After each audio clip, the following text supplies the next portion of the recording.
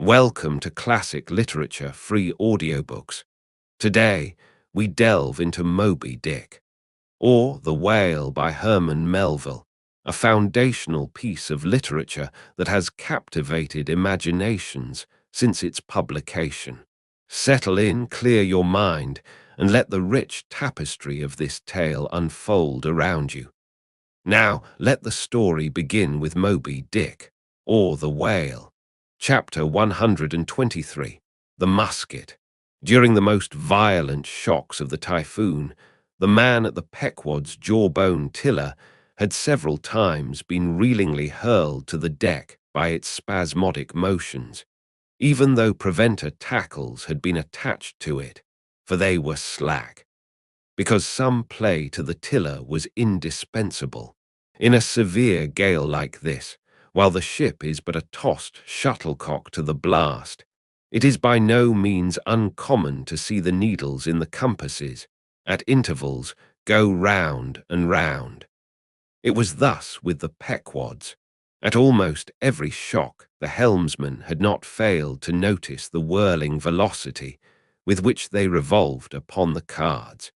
It is a sight that hardly anyone can behold without some sort of unwonted emotion. Some hours after midnight, the typhoon abated so much that through the strenuous exertions of Starbuck and Stubb, one engaged forward and the other aft, the shivered remnants of the jib and fore and main topsails were cut adrift from the spars and went eddying away to leeward like the feathers of an albatross, which sometimes are cast to the winds when that storm-tossed bird is on the wing. The three corresponding new sails were now bent and reefed, and a storm trysail was set further aft, so that the ship soon went through the water with some precision again, and the course, for the present, east-southeast, which he was to steer, if practicable, was once more given to the helmsman. For during the violence of the gale, he had only steered according to its vicissitudes. But as he was now bringing the ship as near her course as possible, watching the compass meanwhile, lo, a good sign. The wind seemed coming round astern. Aye, the foul breeze became fair. Instantly the yards were squared, to the lively song of ho, the fair wind, O-ye-ho, cheerly men, the crew singing for joy that so promising an event should so soon have falsified the evil portents preceding it, in compliance with the standing order of his commander to report immediately, and at any one of the 24 hours, any decided change in the affairs of the deck. Starbuck had no sooner trimmed the yards to the breeze, however reluctantly and gloomily, than he mechanically went below to apprise Captain Ahab of the circumstance. Ere knocking at his stateroom, he involuntarily paused before it a moment. The cabin lamp, taking long swings this way and that, was burning fitfully and casting fitful shadows upon the old man's bolted door, a thin one, with fixed blinds inserted in place of upper panels. The isolated subterraneousness of the cabin made a certain humming silence to reign there, though it was hooped round by all the roar of the elements. The loaded muskets in the rack were shiningly revealed, as they stood upright against the forward bulkhead. Starbuck was an honest, upright man, but out of Starbuck's heart, at that instant when he saw the muskets, there strangely evolved an evil thought, but so blent with its neutral or good accompaniments that for the instant he hardly knew it for itself. "He would have shot me once," he murmured. "Yes, there's the very musket that he pointed at me, that one with the studded stock. Let me touch it, lift it. Strange that I, who have handled so many deadly lances, strange that I should shake so now. Loaded, I must see. Aye, and powder in the pan. That's not good. Best spill it. Wait, I'll cure myself of this. I'll hold the musket boldly while I think. I come to report a fair wind to him, but how fair? Fair for death and doom, that's fair for Moby Dick. It's a fair wind that's only fair for that accursed fish. The very tube he pointed at me, the very one, this one, I hold it here. He would have killed me with the very thing I handle now. Aye, and he would fain kill all his crew. Does he not say he will not strike his spars to any gale? Has he not dashed his heavenly quadrant? And in these same perilous seas, gropes he not his way by mere dead reckoning of the error-bounding log? And in this very typhoon, did he not swear that he would have no lightning rods? But shall this crazed old man be tamely suffered to drag a whole ship's company down to doom with him? Yes, it would make him the wilful murderer of 30 men and more, if this ship come to any deadly harm. And come to deadly harm, my soul swears this ship will, if Ahab have his way. If then he were this instant put aside, that crime would not be his. Ha, is he muttering in his sleep? Yes, just there, in there, he's sleeping, sleeping. Aye, but still alive, and soon awake again. I can't withstand thee then, old man. Not reasoning, not remonstrance, not entreaty wilt thou hearken to, all this thou scornest. Flat obedience to thy own flat commands, this is all thou breathest. Aye, and say'st he the men have vowed thy vow, say'st he all of us are Ahabs. Great God forbid! But is there no other way? No lawful way? Make him a prisoner to be taken home? What? Hope to wrest this old man's living power from his own living hands? Only a fool would try it.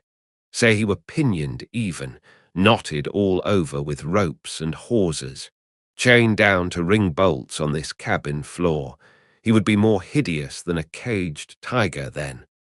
I could not endure the sight, could not possibly fly his howlings. All comfort, sleep itself, inestimable reason would leave me on the long, intolerable voyage. What, then, remains?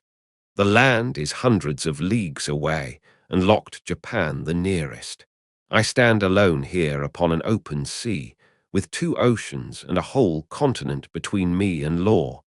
Aye, aye, 'tis so. Is heaven a murderer when its lightning strikes a would-be murderer in his bed, tindering sheets and skin together? And would I be a murderer then, if, and slowly, stealthily, and half sideways looking, he placed the loaded musket's end against the door? On this level, Ahab's hammock swings within, his head this way. A touch, and Starbuck may survive to hug his wife and child again. Oh, Mary, Mary, boy, boy, boy. But if I wake thee not to death, old man, who can tell to what unsounded deep Starbuck's body this day week may sink with all the crew? Great God, where art thou? Shall I? Shall I? The wind has gone down and shifted, sir. The fore and main topsails are reefed and set. She heads her course. Stern all. O Moby Dick, I clutch thy heart at last.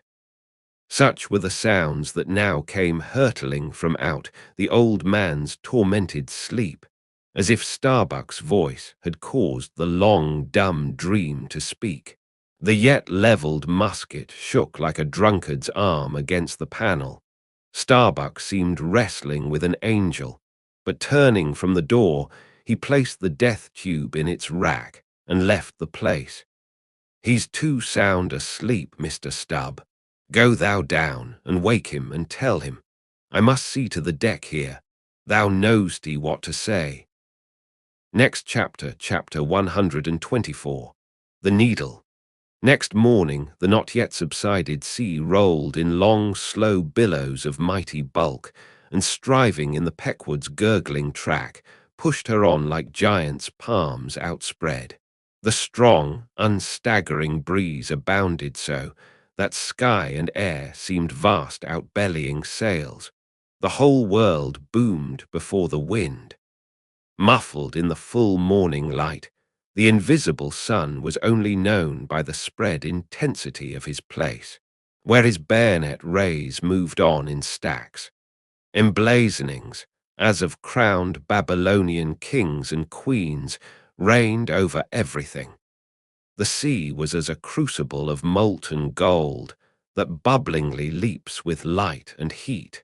Long maintaining an enchanted silence, Ahab stood apart, and every time the tettering ship loweringly pitched down her bowsprit, he turned to eye the bright sun's rays produced ahead, and when she profoundly settled by the stern, he turned behind and saw the sun's rearward place, and how the same yellow rays were blending with his undeviating wake. Ha, ha, my ship! Thou mightest well be taken now for the sea chariot of the sun. Ho, ho! All ye nations before my prow, I bring the sun to ye. Yoke on the further billows, hallo! A tandem I drive the sea. But suddenly reined back by some counter thought, he hurried towards the helm, huskily demanding how the ship was heading. East to east, sir, said the frightened steersman. Thou least, smiting him with his clenched fist. Heading east at this hour in the morning, and the sun astern.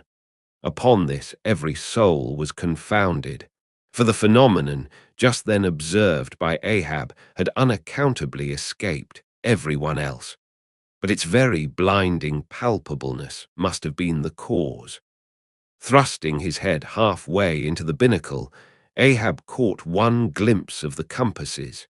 His uplifted arms slowly fell. For a moment he almost seemed to stagger. Standing behind him, Starbuck looked, and lo!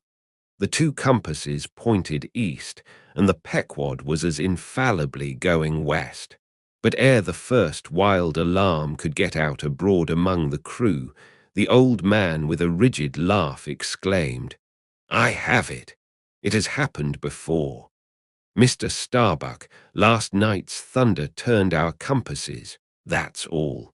Thou hast before now heard of such a thing, I take it. Aye, but never before has it happened to me, sir, said the pale mate gloomily. Here it must needs be said that accidents like this have in more than one case occurred to ships in violent storms. The magnetic energy, as developed in the mariner's needle, is, as all know, essentially one with the electricity beheld in heaven. Hence it is not to be much marvelled at that such things should be. Instances where the lightning has actually struck the vessel, so as to smite down some of the spars and rigging, the effect upon the needle has at times been still more fatal, all its lodestone virtue being annihilated, so that the before magnetic steel was of no more use than an old wife's knitting needle. But in either case, the needle never again, of itself, recovers the original virtue thus marred or lost. And if the binnacle compasses be affected, the same fate reaches all the others that may be in the ship, even were the lowermost one inserted into the kelson, deliberately standing before the binnacle and eyeing the transpointed compasses. The old man, with the sharp of his extended hand, now took the precise bearing of the sun, and satisfied that the needles were exactly inverted, shouted out his orders for the ship's course to be changed accordingly. The yards were hard up, and once more the Pequod thrust her undaunted bows into the opposing wind, for the supposed fair one had only been juggling her. Meanwhile, whatever were his own secret thoughts, Starbuck said nothing, but quietly he issued all requisite orders, while Stubb and Flask, who in some small degree seemed then to be sharing his feelings, likewise unmurmuringly acquiesced. As for the men, though some of them lowly rumbled, their fear of Ahab was greater than their fear of fate. But as ever before, the pagan harpooneers remained almost wholly unimpressed, or if impressed, It was only with a certain magnetism shot into their congenial hearts from inflexible Ahabs. For a space, the old man walked the deck in rolling reveries. But chancing to slip with his ivory heel, he saw the crushed copper sight tubes of the quadrant he had the day before dashed to the deck. Thou poor, proud heaven-gazer and sun's pilot, yesterday I wrecked thee, and today the compasses would fain have wrecked me. So. But Ahab is lord over the level lodestone yet.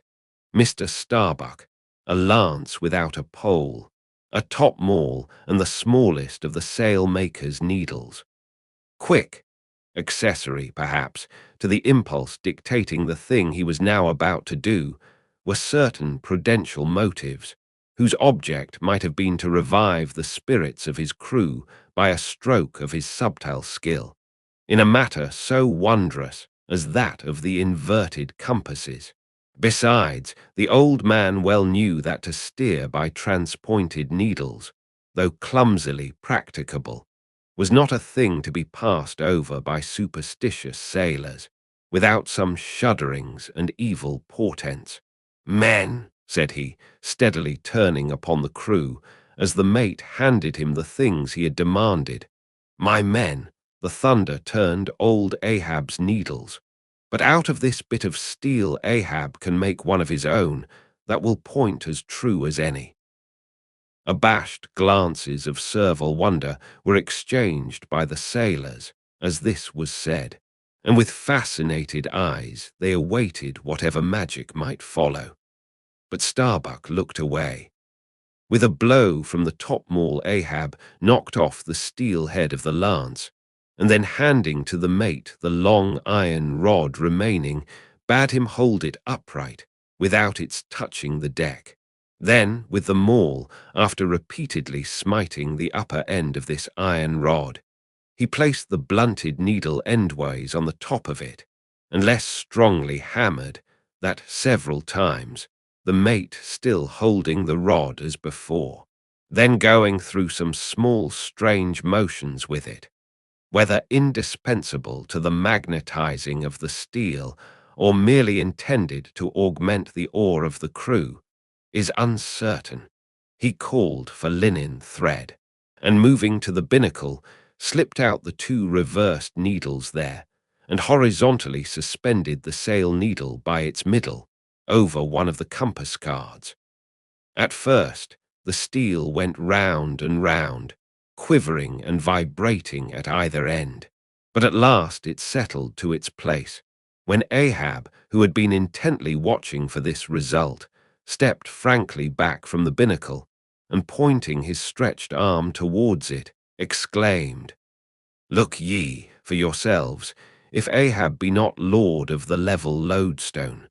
The sun is east, and that compass swears it." One after another they peered in, for nothing but their own eyes could persuade such ignorance as theirs, and one after another they slunk away.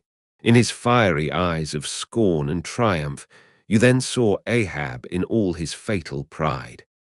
Next chapter, chapter 125, The Log and Line.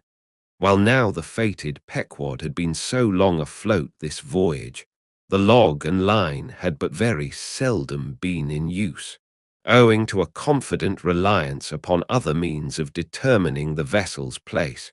Some merchantmen and many whalemen, especially when cruising, wholly neglect to heave the log, though at the same time, and frequently more for form's sake than anything else, regularly putting down upon the customary slate the course steered by the ship, as well as the presumed average rate of progression every hour. It had been thus with the Pequod.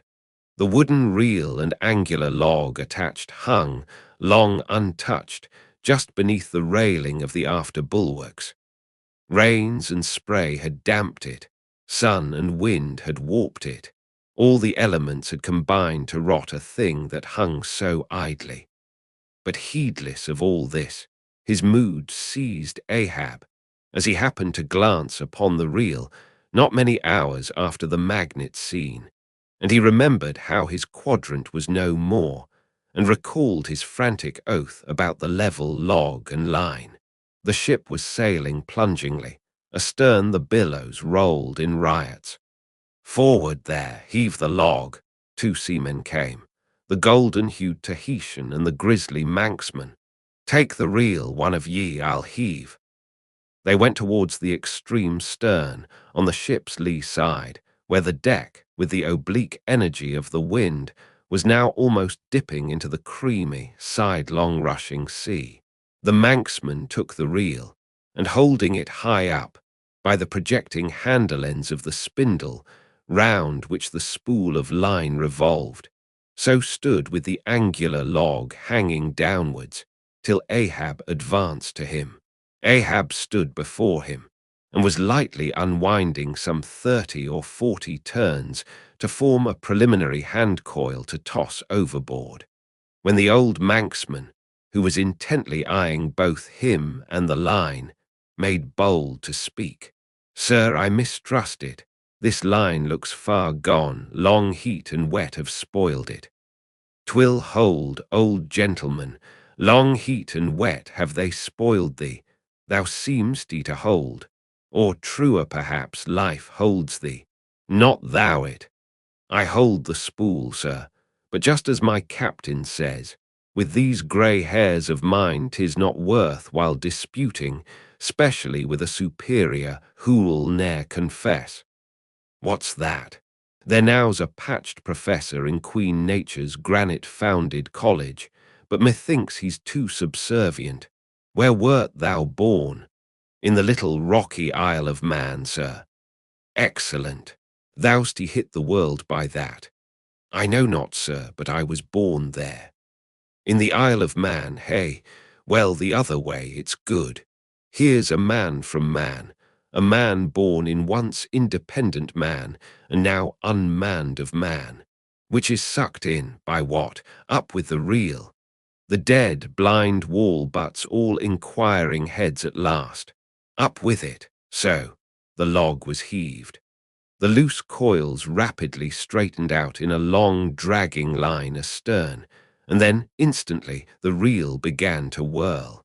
In turn, jerkingly raised and lowered by the rolling billows, the towing resistance of the log caused the old reelman to stagger strangely. "Hold hard." Snap. The overstrained line sagged down in one long festoon. The tugging log was gone. I crush the quadrant, the thunder turns the needles, and now the mad sea parts the log line. But Ahab can mend all. Haul in here, Tahitian, reel up, Manxman, and look ye, let the carpenter make another log, and mend thou the line. See to it. There he goes now. To him nothing's happened, but to me the skewer seems loosening out of the middle of the world. Haul in, Tahitian. These lines run whole and whirling out, come in broken and dragging slow. Ha, Pip. Come to help, eh, Pip? Pip, whom call ye Pip? Pip jumped from the whale-boat. Pip's missing. Let's see now if ye haven't fished him up here, fisherman. It drags hard. I guess he's holding on. Jerk him, Tahiti. Jerk him off. We haul in no cowards here. Ho, there's his arm just breaking water. A hatchet, a hatchet. Cut it off, we haul in no cowards here. Captain Ahab, sir, here's Pip trying to get on board again. Peace, thou crazy loon, cried the Manxman, seizing him by the arm. Away from the quarter-deck. The greater idiot ever scolds the lesser, muttered Ahab, advancing. Hands off from that holiness. Where sayest thou Pip was, boy? Astern there, sir, astern. Low, low. And who art thou, boy? I see not my reflection in the vacant pupils of thy eyes. O God! That man should be a thing for immortal souls to sieve through. Who art thou, boy? Bellboy, sir, ship's scryer, ding, dong, ding, Pip, Pip, Pip. 100 pounds of clay reward for Pip, 5 feet high, looks cowardly, quickest known by that. Ding, dong, ding, who's seen Pip the coward? There can be no hearts above the snow line. Oh, ye frozen heavens, look down here. Ye did beget this luckless child, and have abandoned him, ye creative libertines. Here, boy, Ahab's cabin shall be Pip's home henceforth, while Ahab lives. Thou touchest my inmost centre, boy. Thou art tied to me by cords woven of my heartstrings. Come, let's down. What's this? Here's velvet shark skin, intently gazing at Ahab's hand and feeling it. Ah, now, had poor Pip but felt so kind a thing as this, perhaps he had ne'er been lost. This seems to me, sir, as a man-rope, something that weak souls may hold by. Oh, sir, let old Perth now come and rivet these two hands together, the black one with the white, for I will not let this go. Oh, boy, nor will I thee, unless I should thereby drag thee to worse horrors than are here. Come, then, to my cabin. Lo, ye believers in God's all goodness, and in man all ill, lo you. See the omniscient gods oblivious of suffering man, and man, though idiotic, and knowing not what he does, yet full of the sweet things of love and gratitude. Come, I feel prouder leading thee by thy black hand than though I grasped an emperor's. There go two daft ones now, muttered the old manxman. One daft with strength, the other daft with weakness. But here's the end of the rotten line, all dripping too. Mend it, eh? I think we had best have a new line altogether. I'll see Mr. Stubb about it. Next chapter, chapter 126, The Lifebuoy, steering now southeastward by Ahab's levelled steel, and her progress solely determined by Ahab's level log and line. The Pequod held on her path towards the equator, making so long a passage through such unfrequented waters, descrying no ships, and ere long, sideways impelled by unvarying trade winds, over waves monotonously mild. All these seemed the strange, calm things preluding some riotous and desperate scene. At last, when the ship drew near to the outskirts, as it were, of the equatorial fishing ground, and in the deep darkness that goes before the dawn, was sailing by a cluster of rocky islets. The watch, then headed by Flask, was startled by a cry so plaintively wild and unearthly, like half-articulated wailings of the ghosts of all Herod's murdered innocents, that one and all they started from their reveries, and for the space of some moments stood, or sat, or leaned all transfixedly listening, like the carved Roman slave, while that wild cry remained within hearing. The Christian or civilized part of the crew said it was mermaids, and shuddered, but the pagan harpooneers remained unappalled. Yet the grey manxman, the oldest mariner of all, declared that the wild, thrilling sounds that were heard were the voices of newly drowned men in the sea. Below in his hammock, Ahab did not hear of this till grey dawn, when he came to the deck. It was then recounted to him by Flask, not unaccompanied with hinted dark meanings. He hollowly laughed, and thus explained the wonder.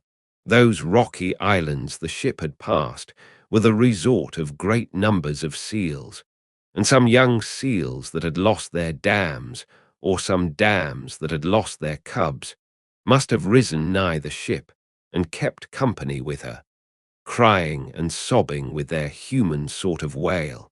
But this only the more affected some of them, because most mariners cherish a very superstitious feeling about seals, arising not only from their peculiar tones when in distress, but also from the human look of their round heads and semi-intelligent faces, seen peeringly uprising from the water alongside. In the sea, under certain circumstances, seals have more than once been mistaken for men. but the bodings of the crew were destined to receive a most plausible confirmation in the fate of one of their number that morning. At sunrise, this man went from his hammock to his masthead at the fore, and whether it was that he was not yet half waked from his sleep, for sailors sometimes go aloft in a transition state, whether it was thus with the man, there is now no telling. But be that as it may, he had not been long at his perch when a cry was heard, a cry and a rushing, and looking up, they saw a falling phantom in the air, and looking down, a little tossed heap of white bubbles in the blue of the sea. The lifebuoy, a long, slender cask, was dropped from the stern, where it always hung obedient to a cunning spring. But no hand rose to seize it, and the sun having long beat upon this cask, it had shrunken, so that it slowly filled, and that parched wood also filled at its every pore, and the studded iron-bound cask followed the sailor to the bottom, as if to yield him his pillow, though in sooth but a hard one. And thus the first man of the Pequod that mounted the mast to look out for the white whale, on the white whale's own peculiar ground, that man was swallowed up in the deep, but few, perhaps, thought of that at the time. Indeed, in some sort, they were not grieved at this event, at least as a portent, for they regarded it not as a foreshadowing of evil in the future, but as the fulfillment of an evil already presaged. They declared that now they knew the reason of those wild shrieks they had heard the night before. But again the old manxman said nay. The lost lifebuoy was now to be replaced. Starbuck was directed to see to it, but as no cask of sufficient lightness could be found, and as in the feverish eagerness of what seemed the approaching crisis of the voyage, all hands were impatient of any toil but what was directly connected with its final end, whatever that might prove to be. Therefore, they were going to leave the ship's stern unprovided with a buoy, when by certain strange signs and innuendos Queequeg hinted a hint concerning his coffin. "A lifebuoy of a coffin," cried Starbuck, starting. "Rather queer that I should say," said Stubb. "It will make a good enough one," said Flask. "The carpenter here can arrange it easily." "Bring it up, there's nothing else for it," said Starbuck, after a melancholy pause. "Rig it, carpenter. Do not look at me so, the coffin, I mean. Dost thou hear me? Rig it. And shall I nail down the lid, sir?" moving his hand as with a hammer. "Aye. And shall I cork the seams, sir?" moving his hand as with a corking iron. "Aye. And shall I then pay over the same with pitch, sir?" moving his hand as with a pitch-pot. "Away, what possesses thee to this? Make a lifebuoy of the coffin and no more. Mr. Stubb, Mr. Flask, come forward with me." He goes off in a huff. The whole he can endure, at the parts he balks. Now I don't like this.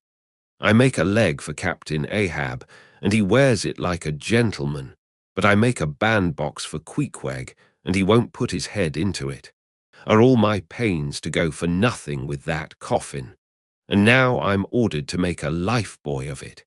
It's like turning an old coat, going to bring the flesh on the other side now. I don't like this cobbling sort of business.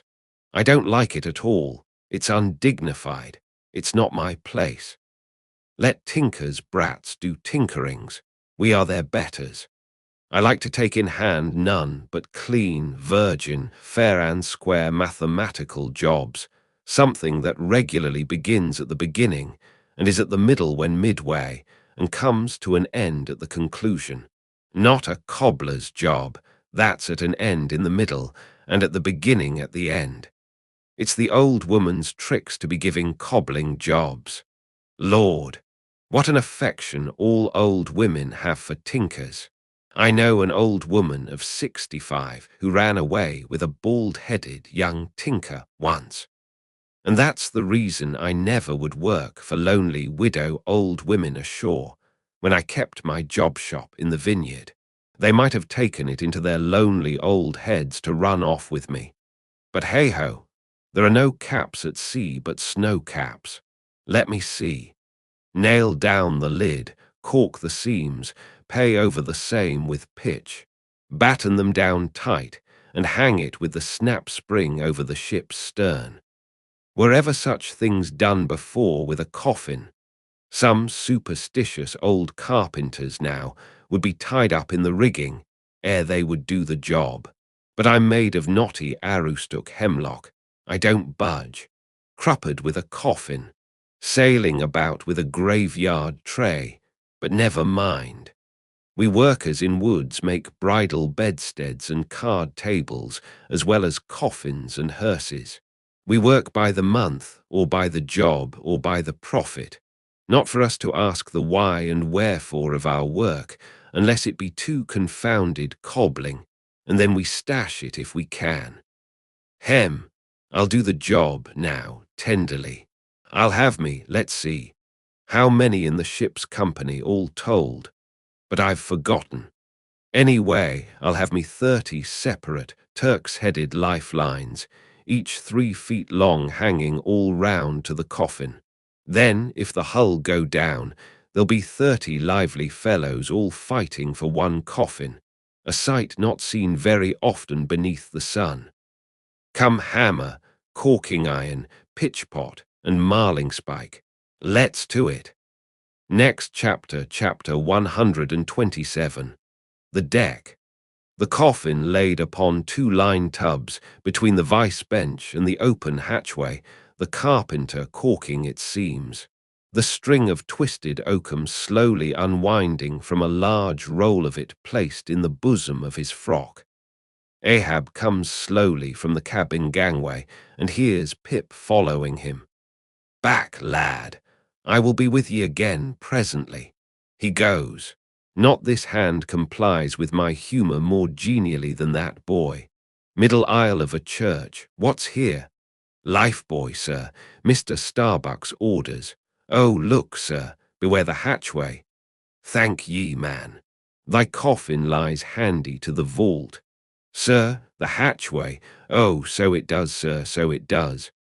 Art not thou the leg-maker? Look, did not this stump come from thy shop? I believe it did, sir. Does the ferrule stand, sir? Well enough. But art thou not also the undertaker? Aye, sir. I patched up this thing here as a coffin for Queequeg, but they've set me now to turning it into something else.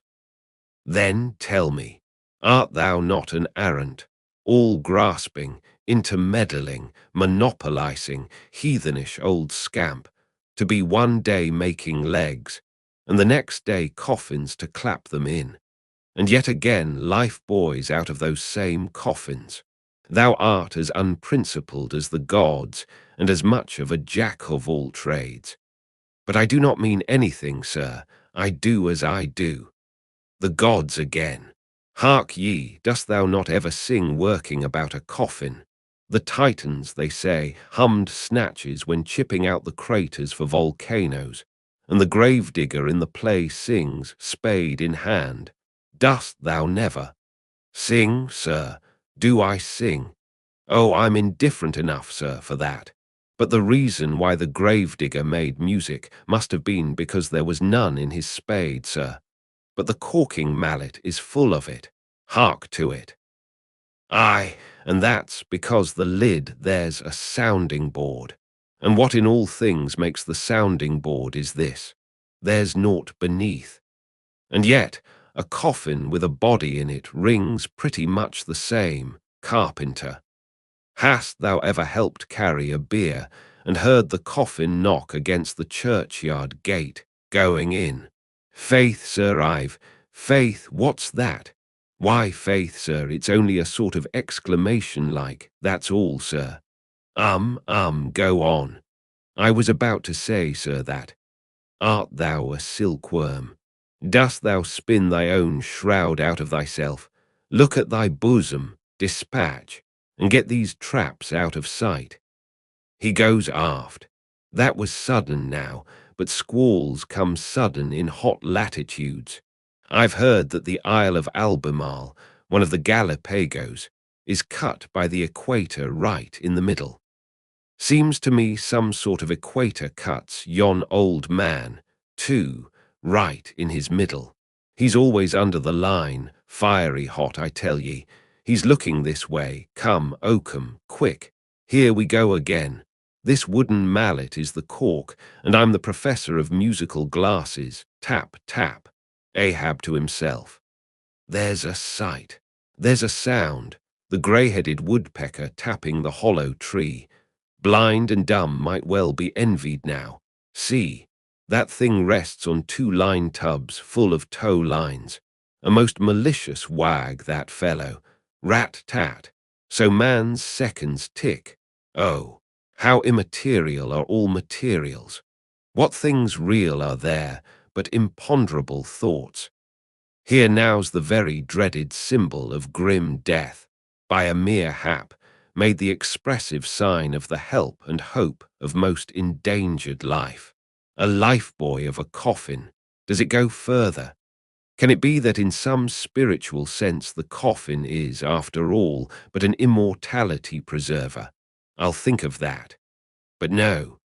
So far gone am I in the dark side of earth that its other side, the theoretic bright one, seems but uncertain twilight to me. Will ye never have done, carpenter, with that accursed sound? I go below. Let me not see that thing here when I return again. Now then, Pip, we'll talk this over. I do suck most wondrous philosophies from thee. Some unknown conduits from the unknown worlds must empty into thee. Next chapter, chapter 128. The Pequod meets the Rachel. Next day, a large ship, the Rachel, was descried, bearing directly down upon the Pequod, all her spars thickly clustering with men. At the time the Pequod was making good speed through the water. But as the broad-winged windward stranger shot nigh to her, the boastful sails all fell together as blank bladders that are burst, and all life fled from the smitten hull. Bad news, she brings bad news, muttered the old manxman. But ere her commander, who, with trumpet to mouth, stood up in his boat, ere he could hopefully hail, Ahab's voice was heard. Hast seen the white whale? Aye, yesterday. Have ye seen a whale boat adrift? Throttling his joy, Ahab negatively answered this unexpected question, and would then have fain boarded the stranger, when the stranger captain himself, having stopped his vessel's way, was seen descending her side. A few keen pulls, and his boat-hook soon clinched the Pequod's main chains, and he sprang to the deck. Immediately he was recognized by Ahab for a Nantucketer he knew, but no formal salutation was exchanged. Where was he? Not killed, not killed, cried Ahab, closely advancing. How was it? It seemed that somewhat late on the afternoon of the day previous, while three of the strangers' boats were engaged with a shoal of whales, which had led them some 4 or 5 miles from the ship, and while they were yet in swift chase to windward, the white hump and head of Moby Dick had suddenly loomed up out of the water, not very far to leeward, whereupon the fourth rigged boat, a reserved one, had been instantly lowered in chase. After a keen sail before the wind, this fourth boat, the swiftest keeled of all, seemed to have succeeded in fastening, at least, as well as the man at the masthead could tell anything about it. In the distance he saw the diminished, dotted boat, and then a swift gleam of bubbling white water, and after that nothing more, whence it was concluded that the stricken whale must have indefinitely run away with his pursuers, as often happens. There was some apprehension, but no positive alarm as yet. The recall signals were placed in the rigging. Darkness came on, and forced to pick up her 3 far to windward boats, ere going in quest of the 4th one in the precisely opposite direction. The ship had not only been necessitated to leave that boat to its fate till near midnight, but for the time to increase her distance from it. But the rest of her crew being at last safe aboard, she crowded all sail, stunsail on stunsail, after the missing boat, kindling a fire in her trypots for a beacon, and every other man aloft on the lookout.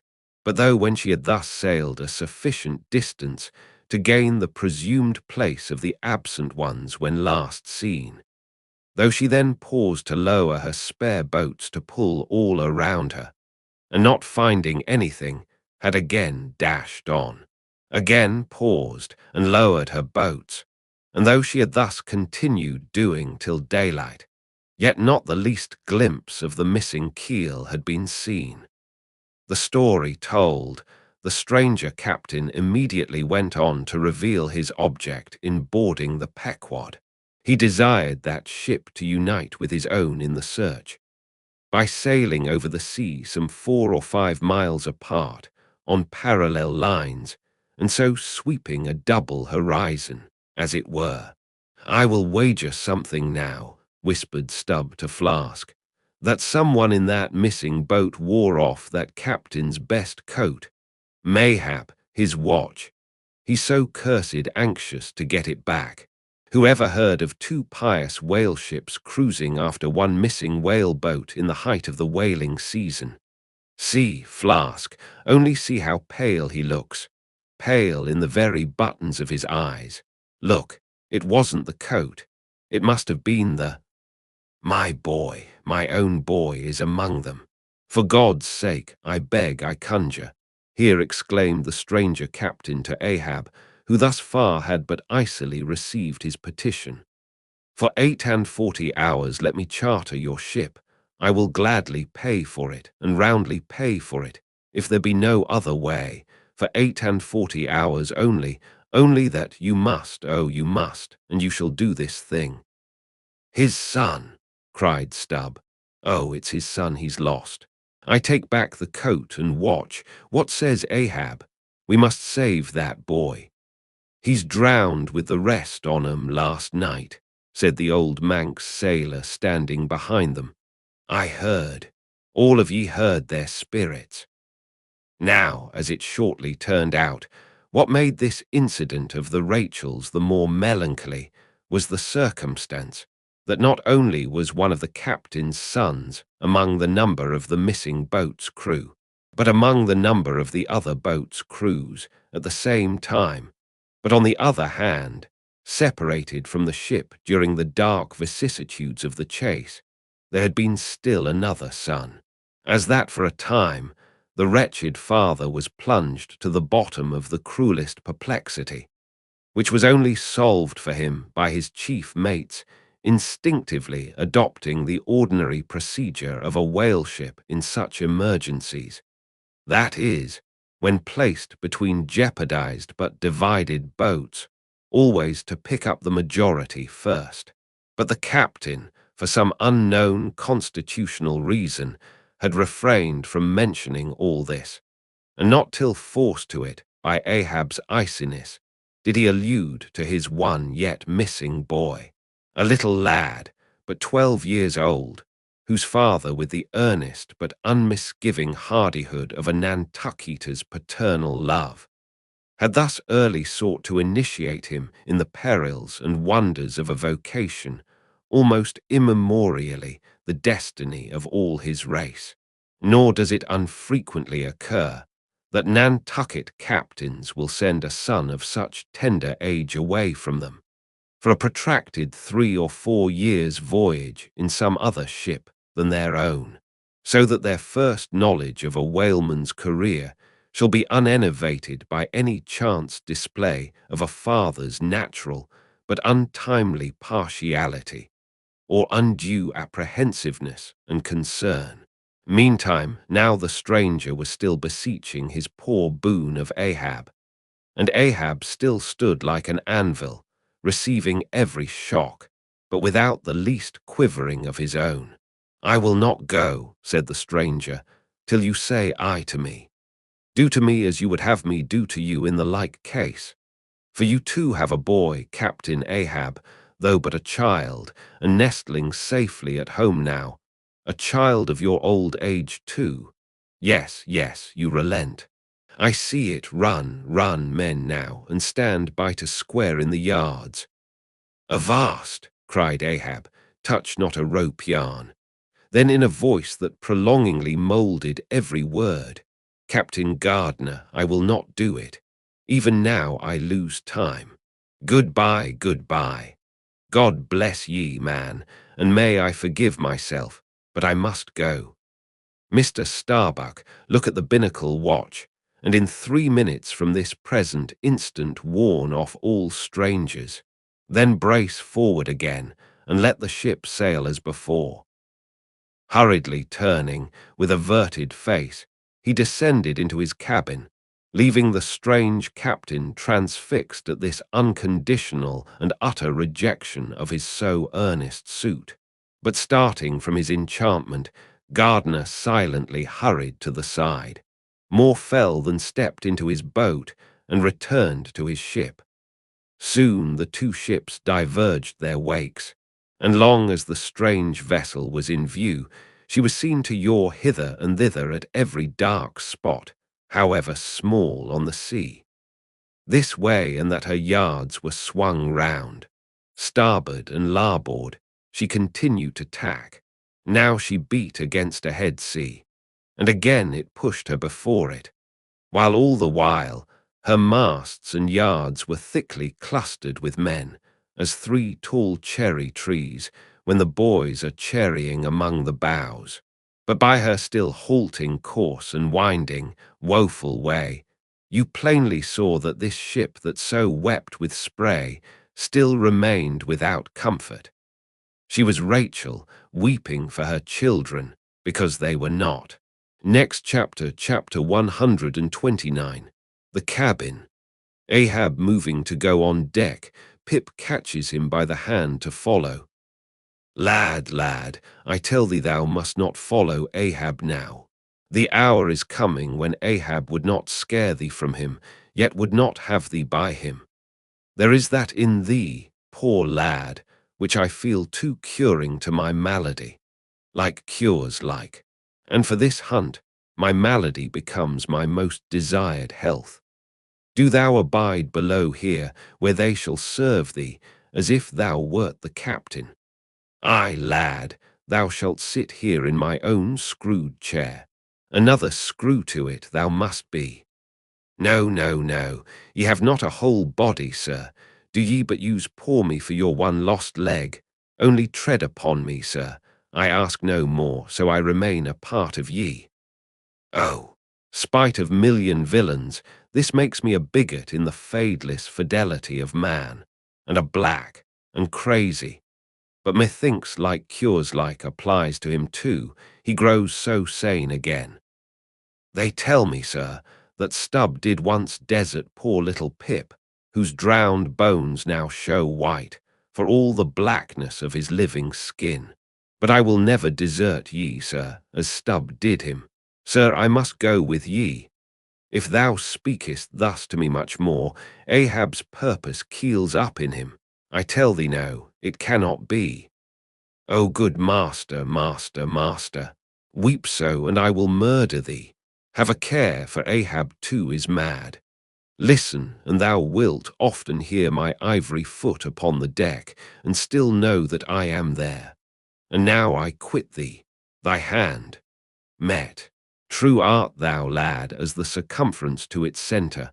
So, God forever bless thee, and if it come to that, God forever save thee, let what will befall. Ahab goes, Pip steps 1 step forward. Here he this instant stood. I stand in his air, but I'm alone. Now were even poor Pip here I could endure it, but he's missing. Pip, Pip, ding, dong, ding. Who's seen Pip? He must be up here. Let's try the door. What? Neither lock, nor bolt, nor bar. And yet there's no opening it. It must be the spell. He told me to stay here.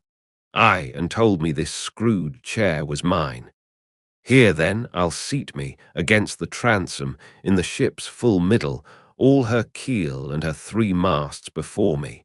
Here our old sailors say, in their black 74s, great admirals sometimes sit at table and lord it over rows of captains and lieutenants. Ha! What's this? Epaulets, epaulets. The epaulets all come crowding. Pass round the decanters. Glad to see ye. Fill up, messieurs. What an odd feeling now, when a black boys host to white men with gold lace upon their coats. Messieurs, have ye seen one Pip? A little Negro lad, 5 feet high, hang-dog look, and cowardly. Jumped from a whale-boat once. Seen him? No. Well then, fill up again, captains, and let's drink shame upon all cowards. I name no names. Shame upon them. Put 1 foot upon the table. Shame upon all cowards. Hist! Above there I hear ivory. Oh, master, master, I am indeed downhearted when you walk over me. But here I'll stay, though this stern strikes rocks, and they bulge through, and oysters come to join me. Next chapter, chapter 130. The Hat. And now that at the proper time and place, after so long and wide a preliminary cruise, Ahab, all other wailing waters swept, seemed to have chased his foe into an ocean fold, to slay him the more securely there.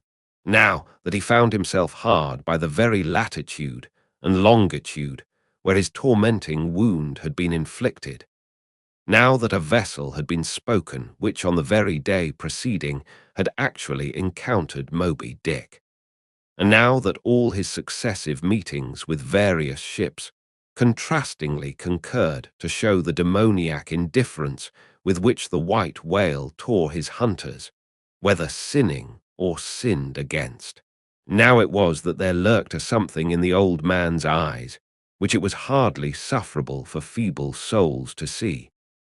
As the unsetting polar star, which through the livelong, Arctic, 6-month night sustains its piercing, steady, central gaze, so Ahab's purpose now fixedly gleamed down upon the constant midnight of the gloomy crew.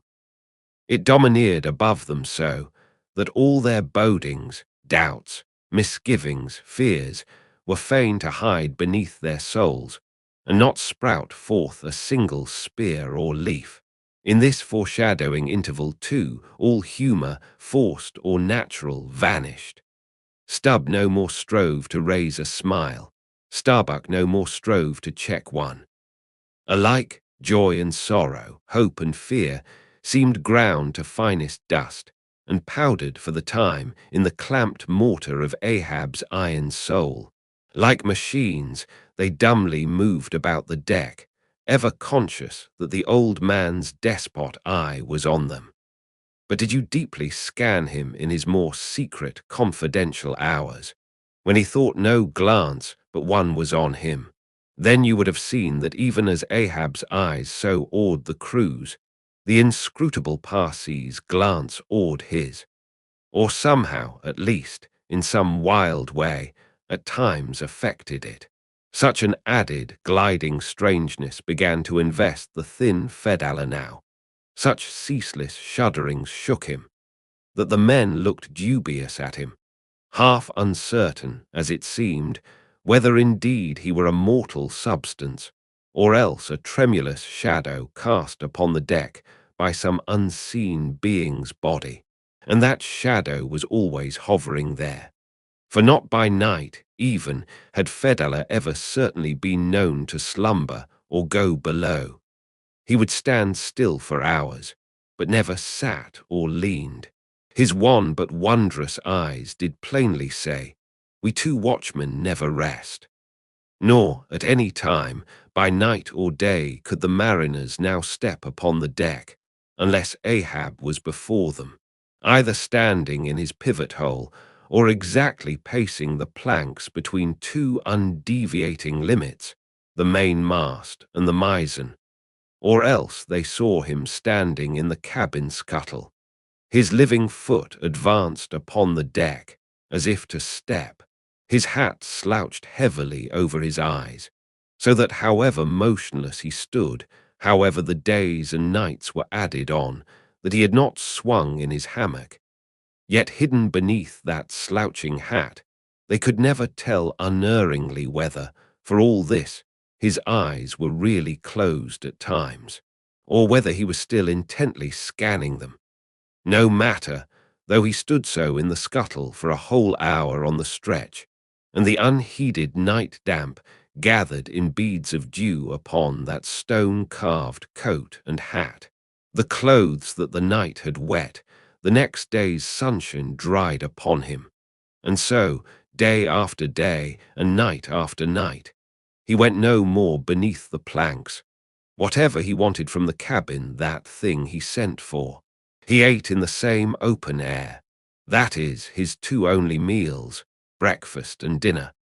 Supper he never touched, nor reaped his beard, which darkly grew all gnarled as unearthed roots of trees blown over, which still grow idly on at naked base, though perished in the upper verdure.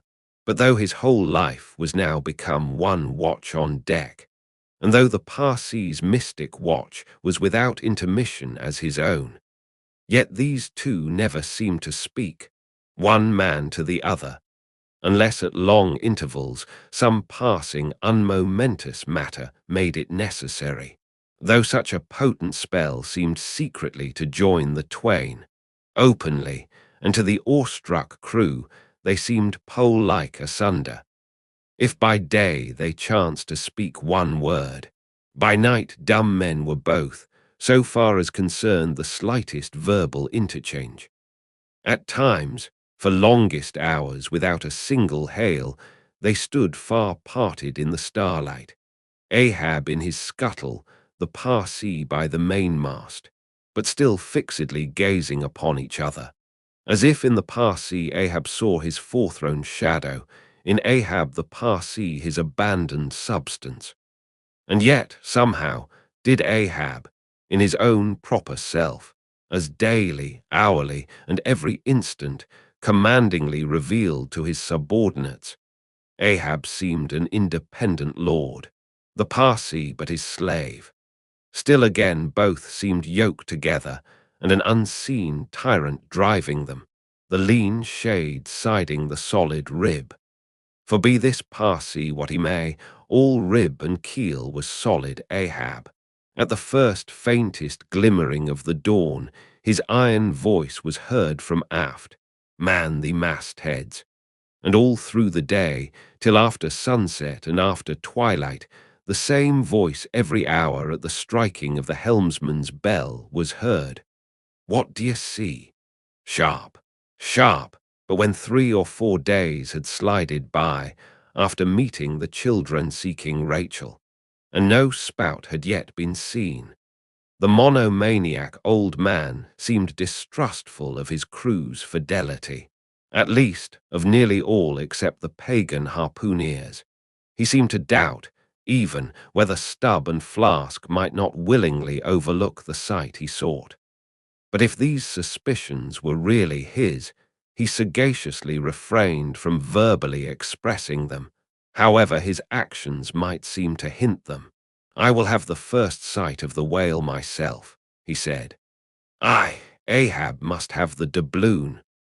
And with his own hands he rigged a nest of basketed bowlines, and sending a hand aloft with a single sheaved block to secure to the mainmast head, he received the 2 ends of the downward-reeved rope, and attaching one to his basket, prepared a pin for the other end, in order to fasten it at the rail. This done, with that end yet in his hand and standing beside the pin, he looked round upon his crew, sweeping from one to the other, pausing his glance long upon Daggoo, Queequeg, Tashtego, but shunning Fedallah, and then settling his firm, relying eye upon the chief mate, said, "Take the rope, sir. I give it into thy hands, Starbuck." Then arranging his person in the basket, He gave the word for them to hoist him to his perch, Starbuck being the one who secured the rope at last, and afterwards stood near it. And thus, with one hand clinging round the royal mast, Ahab gazed abroad upon the sea for miles and miles, ahead, astern, this side and that, within the wide expanded circle commanded at so great a height, when in working with his hands at some lofty, almost isolated place in the rigging, which chances to afford no foothold, the sailor at sea is hoisted up to that spot, and sustained there by the rope. Under these circumstances, its fastened end on deck is always given in strict charge to some one man who has the special watch of it. Because in such a wilderness of running rigging, whose various different relations aloft cannot always be infallibly discerned by what is seen of them at the deck, and when the deck ends of these ropes are being every few minutes cast down from the fastenings, it would be but a natural fatality if, unprovided with a constant watchman, the hoisted sailor should by some carelessness of the crew be cast adrift and fall all swooping to the sea. So Ahab's proceedings in this matter were not unusual. The only strange thing about them seemed to be that Starbuck, almost the one only man who had ever ventured to oppose him with anything in the slightest degree approaching to decision, one of those two, whose faithfulness on the lookout he had seemed to doubt somewhat. It was strange that this was the very man he should select for his watchman, freely giving his whole life into such an otherwise distrusted person's hands.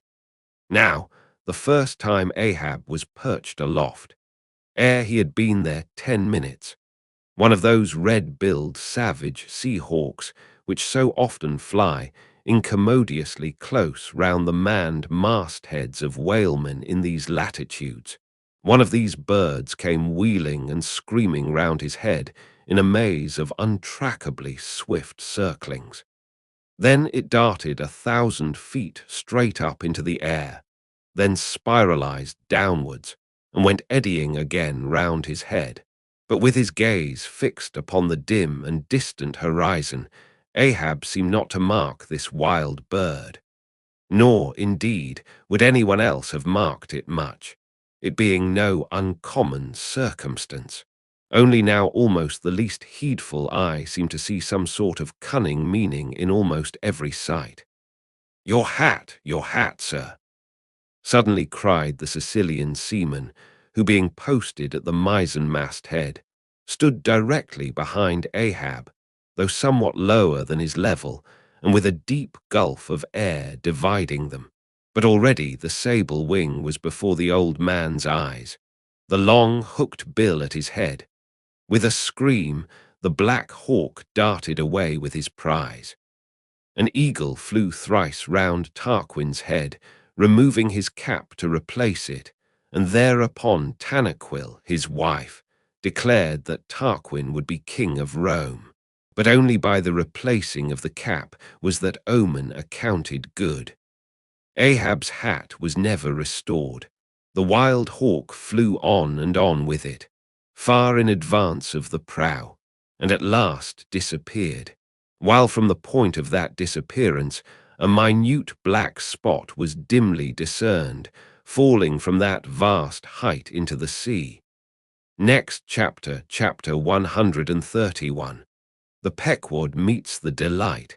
The intense Pequod sailed on. The rolling waves and days went by.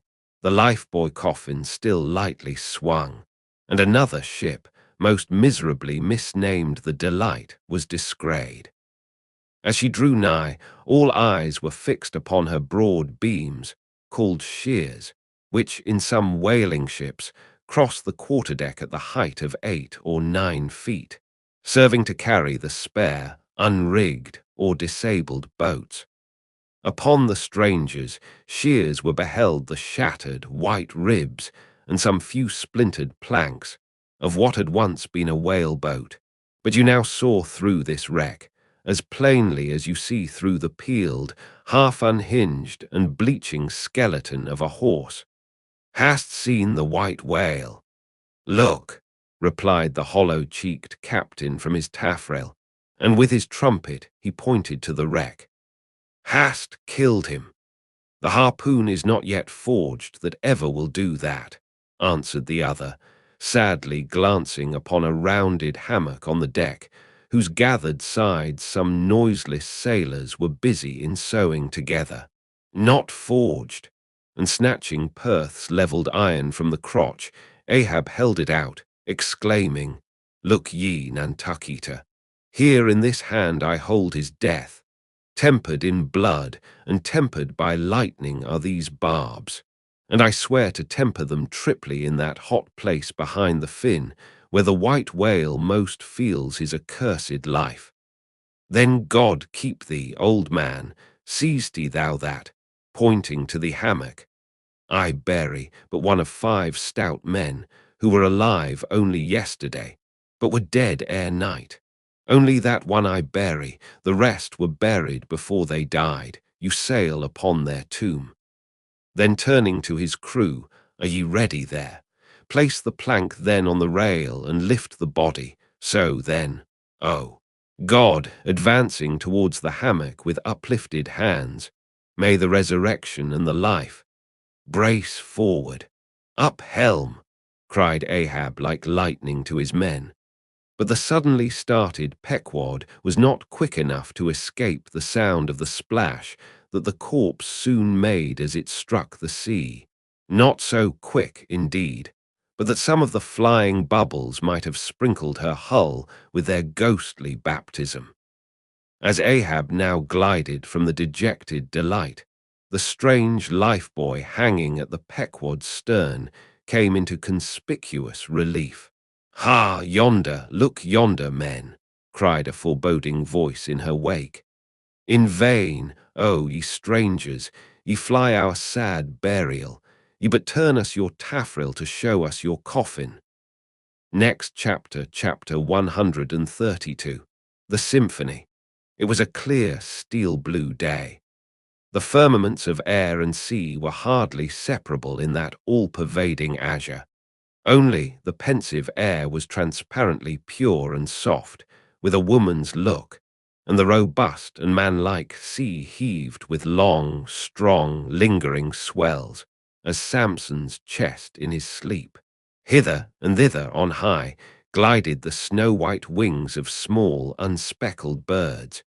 These were the gentle thoughts of the feminine air. But to and fro in the deeps, far down in the bottomless blue, rushed mighty leviathans, swordfish and sharks. And these were the strong, troubled, murderous thinkings of the masculine sea.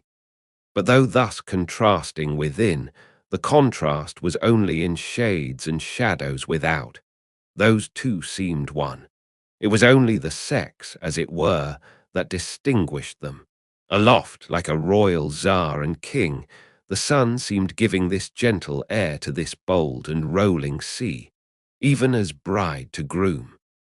And at the girdling line of the horizon, a soft and tremulous motion, most seen here at the equator, denoted the fond, throbbing trust, the loving alarms with which the poor bride gave her bosom away, tied up and twisted, gnarled and knotted with wrinkles, haggardly firm and unyielding, his eyes glowing like coals that still glow in the ashes of ruin. Untottering, Ahab stood forth in the clearness of the morn, lifting his splintered helmet of a brow to the fair girl's forehead of heaven. Oh, immortal infancy and innocency of the azure! Invisible winged creatures that frolic all round us, sweet childhood of air and sky! How oblivious were ye of old Ahab's close-coiled woe!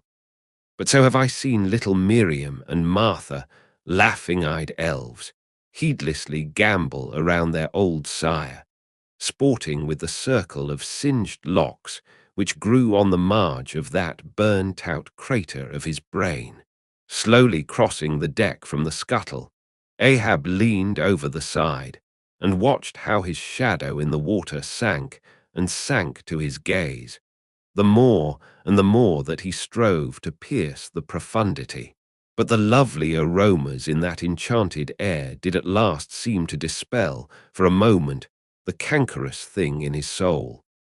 That glad, happy air, that winsome sky, did at last stroke and caress him.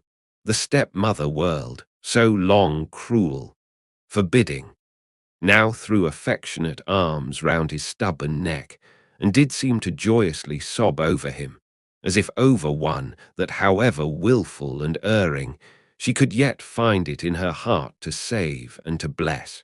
From beneath his slouched hat, Ahab dropped a tear into the sea, nor did all the Pacific contain such wealth as that one wee drop.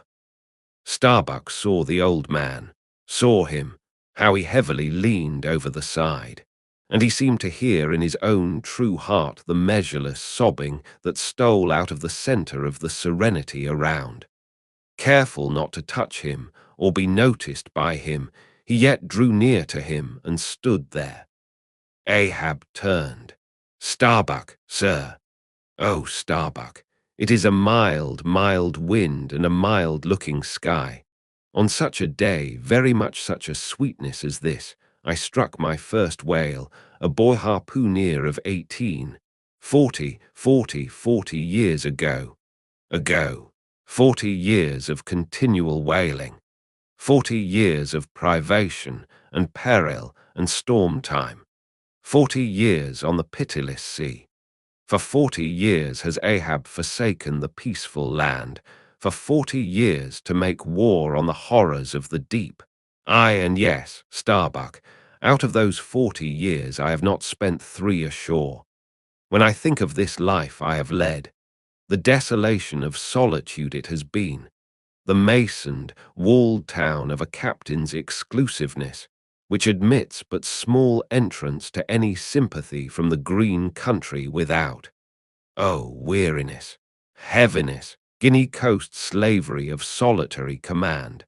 When I think of all this, only half suspected, not so keenly known to me before, and how for 40 years I have fed upon dry, salted fare, fit emblem of the dry nourishment of my soil, when the poorest landsman has had fresh fruit to his daily hand, and broken the world's fresh bread to my mouldy crusts. Away, whole oceans away. From that young girl wife I wedded past 50, and sailed for Cape Horn the next day, leaving but one dent in my marriage pillow. Wife, rather a widow with her husband alive. I widowed that poor girl when I married her, Starbuck. And then the madness, the frenzy, the boiling blood and the smoking brow with which, for 1,000 lowerings, old Ahab has furiously, foamingly chased his prey, more a demon than a man. Aye, what a 40 years fool, old fool has old Ahab been. Why this strife of the chase? Why weary and palsy the arm at the oar and the iron and the lance? How the richer or better is Ahab now, behold. Oh, Starbuck, is it not hard that with this weary load I bear, one poor leg should have been snatched from under me? Here, brush this old hair aside. It blinds me that I seem to weep. Locks so grey did never grow but from out some ashes. But do I look very old, so very, very old, Starbuck? I feel deadly faint, bowed and humped, as though I were Adam, staggering beneath the piled centuries since paradise. God, crack my heart, stave my brain. Mockery, bitter, biting mockery of grey hairs have I lived enough joy to wear ye, and seem and feel thus intolerably old. Close, stand close to me, Starbuck. Let me look into a human eye. It is better than to gaze into sea or sky, better than to gaze upon God. By the green land, by the bright hearthstone. This is the magic glass, man. I see my wife and my child in thine eye. No, Stay on board, on board. Lower not when I do, when branded Ahab gives chase to Moby Dick. That hazard shall not be thine. No, no, not with the far-away home I see in that eye. Oh, my captain, noble soul, grand old heart, after all, why should anyone give chase to that hated fish? Away with me. Let us fly these deadly waters. Let us home. Wife and child, too, are Starbucks, wife and child of his brotherly, sisterly, playfellow youth, even as thine, sir, are the wife and child of thy loving, longing, paternal old age. Away, let us away. This instant let me alter the course. How cheerily, how hilariously, O my captain, would we bowl on our way to see old Nantucket again. I think, sir, they have some such mild blue days even as this in Nantucket. They have, they have. I have seen them, some summer days in the morning, about this time. Yes, it is his noon nap now. The boy vivaciously wakes, sits up in bed, and his mother tells him of me, of cannibal old me, how I am abroad upon the deep, but will yet come back to dance him again. Tease my Mary herself. She promised that my boy every morning should be carried to the hill to catch the first glimpse of his father's sail. Yes, yes, no more, it is done. We head for Nantucket. Come, my captain, study out the course and let us away. See, see, the boy's face from the window, the boy's hand on the hill. But Ahab's glance was averted. Like a blighted fruit tree he shook, and cast his last, cindered apple to the soil. What is it? What nameless, inscrutable, unearthly thing is it? What cozening, hidden lord and master, and cruel, remorseless emperor commands me, that against all natural lovings and longings, I so keep pushing, and crowding, and jamming myself on all the time, recklessly making me ready to do what in my own proper, natural heart I durst not so much as dare. Is Ahab Ahab? Is it I, God, or who, that lifts this arm? But if the great sun move not of himself, but is as an errand boy in heaven, nor one single star can revolve but by some invisible power, how then can this one small heart beat? This one small brain think thoughts, unless God does that beating, does that thinking, does that living, and not I by heaven, man. We are turned round and round in this world, like yonder windlass, and fate is the handspike. And all the time, lo, that smiling sky and this unsounded sea. Look, see yon albacore, who put it into him to chase and fang that flying fish. Where do murderers go, man? Who's to doom when the judge himself is dragged to the bar? But it is a mild, mild wind, and a mild-looking sky, and the air smells now as if it blew from a faraway meadow. They have been making hay somewhere under the slopes of the Andes, Starbuck, and the mowers are sleeping among the new-mown hay. Sleeping, aye, toil we how we may, we all sleep at last on the field. Sleep, aye, and rust amid greenness, as last year's scythes flung down and left in the half-cut swathes, Starbuck. But blanched to a corpse's hue with despair, the mate had stolen away. Ahab crossed the deck to gaze over on the other side, but started at two reflected, fixed eyes in the water there. Fedallah was motionlessly leaning over the same rail, and that concludes our reading of Moby Dick, or The Whale. I hope you enjoyed it.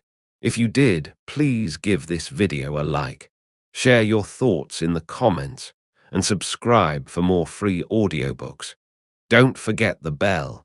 Thanks for listening.